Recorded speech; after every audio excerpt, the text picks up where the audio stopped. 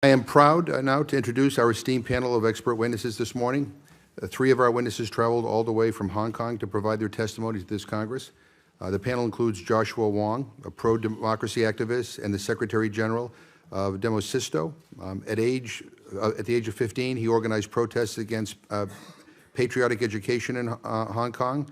Subsequently, he rose to prominence as a core leader of the 2014 Umbrella Movement. Mr. Wong was also one of Hong Kong's first 3 political prisoners since 1997, sentenced in 2018 with Nathan Law and Alex Chow for leadership roles in the Umbrella Movement. Most recently, he was arrested in August 2019 for his role in a peaceful protest outside police headquarters during the anti-extradition bill movement. Denise Ho, a pro-democracy and LGBTQ rights activist and an award-winning Hong Kong-based singer, producer, and actress. Ms. Ho is a prominent supporter of the anti-extradition bill protests in Hong Kong and a leading figure in Hong Kong's pro-democracy movement. She was arrested during the 2014 Umbrella Movement for taking part in nonviolent protests. The Chinese government has banned her from performing in China, and in July 2019, Ms. Ho addressed the UN Human Rights Council in Geneva on Hong Kong, during which she was repeatedly interrupted by the Chinese delegation.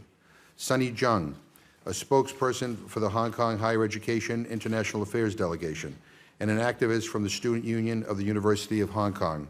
Established in July 2019, HKIAD includes all student unions of universities in Hong Kong with the primary mission of raising global awareness and support for Hong Kong's anti-extradition bill protesters and the pro-democracy movement. Mr. Cheung has participated in and organized exchange events and conferences in Hong Kong, Taiwan, South Korea, United States, and United Nations, and he recently gave a speech in the UK House of Commons in support of Hong Kong. Sharon Hom, the Executive Director of Human Rights in China, where she leads its international advocacy and strategic policy engagement with NGOs, governments, and multi-stakeholder initiatives. HRIC has covered human rights and democracy development in Hong Kong extensively, including the 2014 Umbrella Movement. Ms. Hom has presented in numerous hearings on a wide range of human rights issues before key European, U.S., and international policymakers. She is a professor of law emerita at the City University of New York School of Law and has taught law for 18 years, including training judges, lawyers, and law teachers at 8 law schools in China. Daniel Garrett, a PhD, an author, photographer, and political scientist focusing on Chinese security, politics, and the securitization of Hong Kong. Since 2011, he has documented over 600 demonstrations, marches, and rallies in Hong Kong, including most recently the anti-extradition bill demonstrations.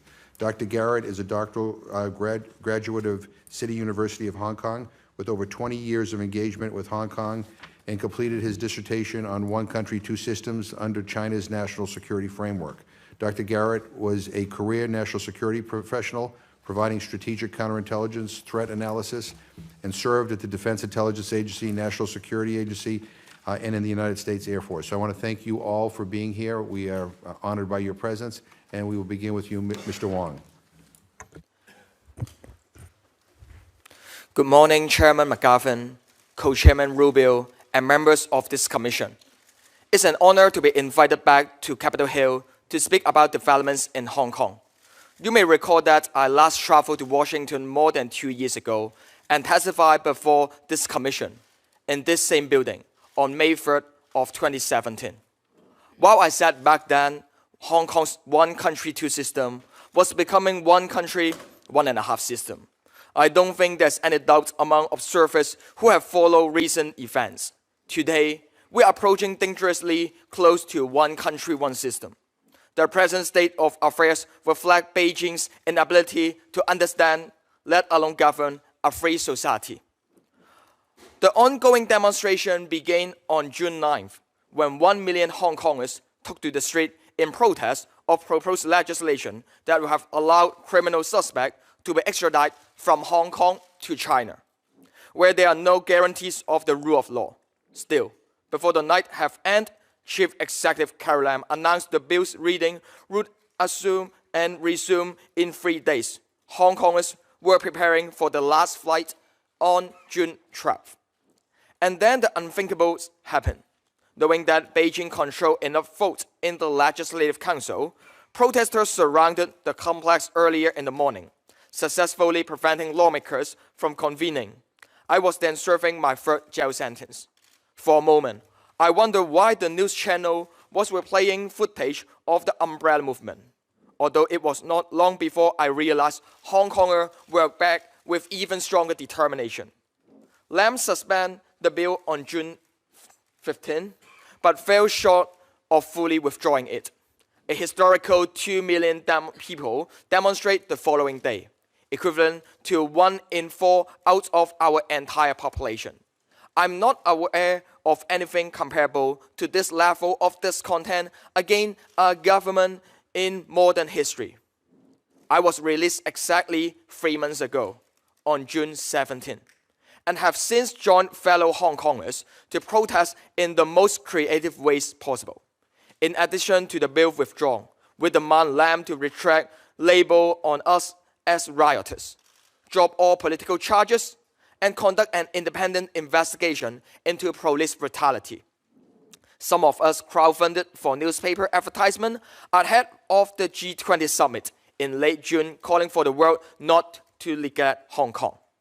Others entered the Chamber of Legislative Council complex on July 1st, the same day another 500,000 Hong Kongers protest peacefully.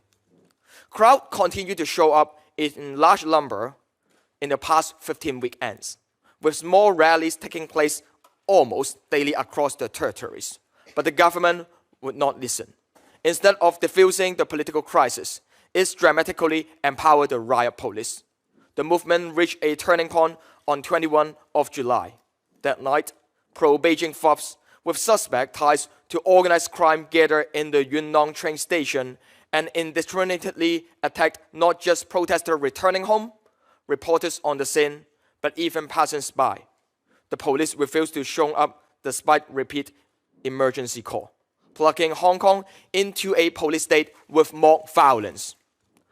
On August 5th alone, the day Hong Kongers participate in a general strike, riot police shoot 800 canisters of tear gas to disperse the peaceful mass.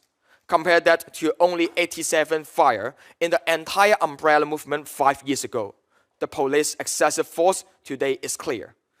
Their excessive use of pepper spray, pepper balls, rubber bullets, beanbag rounds, and water cannons, almost all of which are imported from Western democracy, are no less troubling. In light of this, I applaud Chairman McGovern and Congressman Smith for introducing the Protect Hong Kong Act last week. Americans' company must not profit from the violence crackdown of freedom-loving Hong Kongers. Co-Chairman Rubio is also right for recently writing that Hong Kong's special status under American law depends on the city being treated as a separate customs area.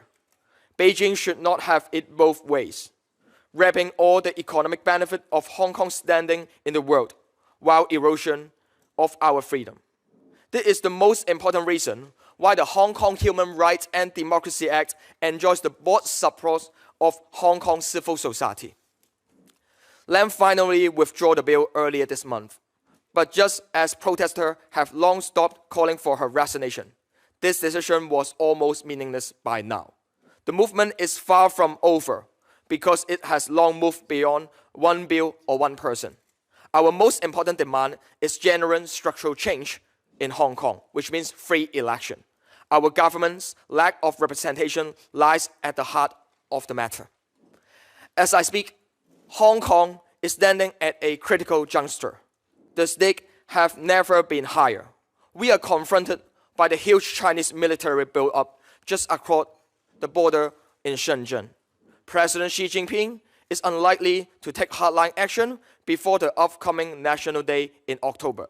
But no one can be sure what's next. Sending in the tanks remain irrational, but not impossible. With Chinese interference in Taiwan, Tibet, and especially Xinjiang, it serves as a reminder that Beijing is prepared to go far in pursuit of its grand imperial project. I was once the face of Hong Kong's youth activism. In this leaderless movement, my sacrifices are minimal compared to those among us who have been laid off of protesting, who have been injured but too afraid of even going to a hospital, or who have been forced to take their own life. 2 have each lost an eye. The youngest of the 1,500 arrested so far is only 12 years old schoolboy. I don't know them personally, yet their pain is my pain. We belong to the same community, struggling for our right of self-determination, so we can build one brighter and common future. A child born today will not even have celebrated his or her 28th birthday by 2047, when the 50 years unchanged policy is set to expire. That deadline is closer to us than it appears.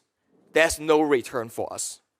Decades from now, when historians look back, I'm sure that 2019 will turn out to have been a watershed.